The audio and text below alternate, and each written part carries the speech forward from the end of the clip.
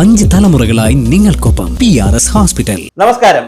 ഇന്നലെയൊക്കെ കഴിഞ്ഞ ദിവസങ്ങളിലെല്ലാം നമ്മുടെ സോഷ്യൽ മീഡിയ നോക്കിക്കഴിഞ്ഞാൽ ഓൺലൈൻ ചാനലുകളിലും അതുപോലെ തന്നെ യൂട്യൂബ് ചാനൽ ഡിജിറ്റൽ മീഡിയകളിലൊക്കെ വളരെ വ്യാപകമായ ഒരു വാർത്ത കറങ്ങുന്നുണ്ട്. അപ്പോൾ അതിൻ്റെ ഫാക്ട് ചെക്ക് ഞാൻ നടത്തി. ഞാൻ വളരെ ഉത്തരവാദിത്തപ്പെട്ട മുൻ മന്ത്രിമാരോടും പ്രധാനപ്പെട്ട ആളുകളുമായി ബന്ധപ്പെടുവാനുള്ള ഒരു ശ്രമം നടത്തി. അതിൽ പല ആളുകളും എനിക്ക് ബന്ധപ്പെടാൻ കഴിഞ്ഞു. അതിൽ നിന്ന് കിട്ടിയിട്ടുള്ള വളരെ ഗൗരവമായ ഒരു വിഷയമാണ് ഞാൻ നിങ്ങളുടെ ശ്രദ്ധയിൽപ്പെടുത്തുന്നത്. കേരള കോൺഗ്രസ് ജോസഫ് ഗ്രൂപ്പ് പിളരുന്നു എന്നൊരു വാർത്ത, മോൻസ് ജോസഫിന്റെ നേതൃത്വത്തിൽ പുതിയ പാർട്ടി കോട്ടയത്ത് വരുന്നു എന്നൊരു വാർത്ത വന്നിട്ടുണ്ട്. യാതൊരു അടിസ്ഥാനമില്ലാത്ത വാർത്തയാണ്. കാരണം മോൻസ് ജോസഫ് എന്നൊക്കെ പറഞ്ഞാൽ പി ജോസഫ് സാറിന്റെ വലം കൈയായി നിന്ന് ഒരുപക്ഷെ പി ജെ ജോസഫ് സാർ രാഷ്ട്രീയത്തിൽ കുറച്ചൊന്ന് രാഷ്ട്രീയമായിട്ടുള്ള കാര്യങ്ങളൊക്കെ കുറച്ചൊന്ന് ഒഴിവായാൽ സാർ ഏറ്റവും കൂടുതൽ വിശ്വസ്തനായി നിർത്തിയിരിക്കുന്ന മോൻസ് ജോസഫ്, അദ്ദേഹം അവരുടെ ബന്ധം എന്ന് പറഞ്ഞാൽ ഒരു എന്താ പറയുക, ഒരു കുടുംബത്തിലെ അംഗത്തിലെ പോലുള്ള ജ്യേഷ്ഠാനുജ, അതിന് പിതൃ മകൻ തുല്യം, അതെന്താ പറയാ, അവിടെ പ്രായം വെച്ചാൽ എനിക്കത് അറിയില്ല, രണ്ടുപേരുടെയും പ്രായം എനിക്കറിയാത്തതുകൊണ്ട് ഞാൻ അങ്ങനെ ബന്ധങ്ങൾ പറയുന്നത്. എന്തായാലും ഒരു ജ്യേഷ്ഠാനുജ പിതൃതുല്യമായ സ്നേഹത്തോടു കൂടി വളരെ മനോഹരമായി കടുത്തുരുത്തി മണ്ഡലത്തെ കൊണ്ടുപോകുന്ന മോൻസ് ജോസഫ് വളരെ ജെന്റിൽമാനാണ്. അദ്ദേഹം വളരെയധികം ജെന്റിൽമാനാണ്. എനിക്ക് നല്ല പരിചയമുള്ളൊരു MLA ആണ്.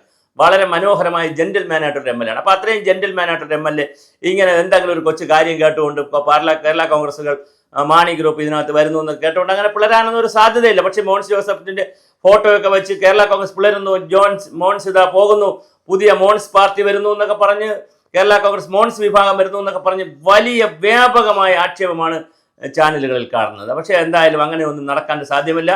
ഇന്നലെ വരെയുള്ളൂ, ഇനി നാളെ എന്ത് സംഭവിക്കുമെന്ന് എനിക്കറിയില്ല. ഈ വീഡിയോ ചെയ്യുന്ന നിമിഷം വരെ, ഇതിന് തൊട്ട് മുമ്പ് വരെ ഞാൻ പലരെയും ബന്ധപ്പെട്ടിരുന്നു. അവിടെ നിന്നെല്ലാം എനിക്ക് കിട്ടുന്നത് ഇത് കള്ള പരിപാടിയാണ്, ഇത് ഫാക്ട് ചെക്ക് നടത്തിയപ്പോൾ വളരെ ഫേക്ക് ന്യൂസാണ്. അങ്ങനെ ഒരു ചിന്ത ജോസഫ് സാറിൻ്റെ അടുത്തോ, അങ്ങനെ അല്ലെങ്കിൽ മോൻസ് ജോസഫിനെ വേദനിപ്പിക്കുന്ന ഒരു കാര്യം ജോസഫ് സാറിൻ്റെ അടുത്തുനിന്നോ, അല്ല മോൻസിന് വേദനിക്കുന്ന കാര്യം ജോൺസൺ ആരെങ്കിലും പറഞ്ഞോ, ഒന്നും ഉണ്ടായിട്ടില്ല. അപ്പോൾ ഇതെന്താണ് ഇവിടെ നടക്കുന്നത്? അപ്പോൾ നമ്മുടെ രാഷ്ട്രീയ രംഗത്ത് ഇത് പല ആളുകളും പറഞ്ഞ് എതിർ ക്യാമ്പിൽ നിന്ന് കയറ്റി വിടുന്നതാണ്. ആരും ഇപ്പോൾ മാണി കോൺഗ്രസിനകത്ത് ഒരു കൺഫ്യൂഷൻ വന്നിട്ടുള്ളത് കൊണ്ട്, അപ്പോൾ അങ്ങനെ നമ്മുടെ മോൻസ് ജോസഫ് സാർ മാറുന്നു എന്നൊക്കെ കേൾക്കുന്ന വാർത്ത ഒരു കാരണവശാലും ശരിയല്ല. അങ്ങോട്ട് വാർത്തയേ ഇല്ല.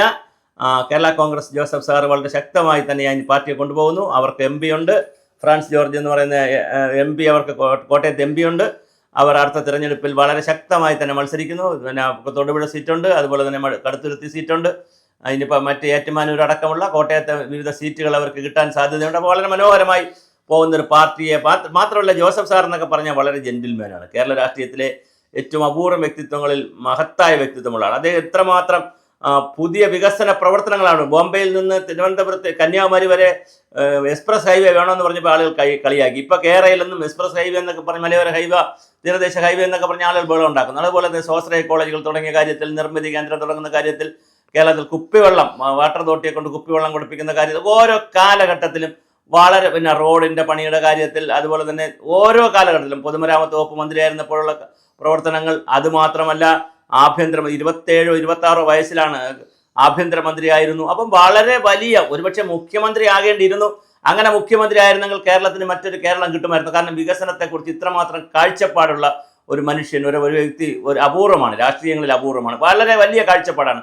ഓരോ വികസന പ്രവർത്തനങ്ങളെക്കുറിച്ചും പുതിയ കാഴ്ചപ്പാട്, പുതിയൊരു ആശയം അദ്ദേഹത്തിന് കിട്ടിയാൽ അദ്ദേഹം അത് ചെയ്യുന്നതിന് വേണ്ടി ഉദ്യോഗസ്ഥർക്ക് വലിയ സഹായം ചെയ്തു കൊടുക്കുന്ന ആളാണ്. നിങ്ങൾ മുന്നോട്ട് പോകൂ, ഉദ്യോഗസ്ഥരോട് പുതിയ ആശയങ്ങളുടെ രാജകുമാരൻ എന്നൊക്കെ പറയാം. അങ്ങനെ പറഞ്ഞു ഒരുപാട് കാര്യങ്ങൾ അദ്ദേഹം ഇരുന്ന കാലഘട്ടത്തിലൊക്കെ ഓരോ പുതിയ കാര്യങ്ങൾ, അത് പൊതുമരാമത്ത് വകുപ്പിലായാലും വിദ്യാഭ്യാസ വകുപ്പിലായാലും ജലഭൂ വകുപ്പിലായാലും പുതിയ കാര്യങ്ങൾ, എഞ്ചിനീയറിംഗ് വിഭാഗത്തെ കിറ്റ്സ് എന്ന് പറയുന്ന ഒരു സ്ഥാപനം ഉണ്ടായിരുന്നു, എഞ്ചിനീയറിംഗ് ഇൻഫ്രാസ്ട്രക്ചറിന്റെ സ്ഥാപനം, അതിനെയൊക്കെ വളരെ മനോഹരമായ രീതിയിൽ ഉയർത്തിക്കൊണ്ടുവന്നു. അങ്ങനെ വലിയ കാര്യങ്ങൾ. അതുപോലെ മുല്ലപ്പെരിയാർ ഡാമുമായി ബന്ധപ്പെടുത്തിയിട്ടുള്ള വിഷയങ്ങളിൽ അത് റിസൾട്ട് ഉണ്ടാക്കാൻ അത്ര എളുപ്പമുള്ള വിഷയം, എങ്കിലും അതിന് വലിയ ഒരു ഹൈപ്പ് ഉണ്ടാക്കിയെടുക്കുന്നതിൽ ഒക്കെ വലിയ തോതിൽ പ്രവർത്തിച്ചിട്ടുള്ള പി ജോസഫ് സാറിന്റെ പാർട്ടിയെക്കുറിച്ചാണ് ഇങ്ങനെ ആക്ഷേപം പറയുന്നത്. യാതൊരു അടിസ്ഥാനവുമില്ല.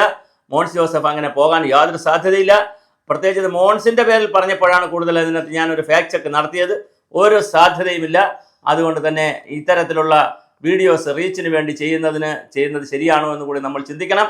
രാഷ്ട്രീയ പ്രസ്ഥാനങ്ങളിൽ നടക്കുന്ന എന്തെങ്കിലും ചെറിയ കാര്യങ്ങൾ കേട്ടുകൊണ്ട് നമ്മൾ അപ്പോൾ തന്നെ വീഡിയോ ചെയ്യുമ്പോൾ ഉണ്ടാകുന്ന പ്രതിസന്ധികളാണ് ഇതൊക്കെ. എന്തായാലും പ്രശ്നമില്ല. ഇത് ഞാൻ ഫാക്ട് ചെക്ക് നടത്തിയപ്പോൾ തീർച്ചയായിട്ടും അതൊരു ഫേക്ക് ന്യൂസാണ്.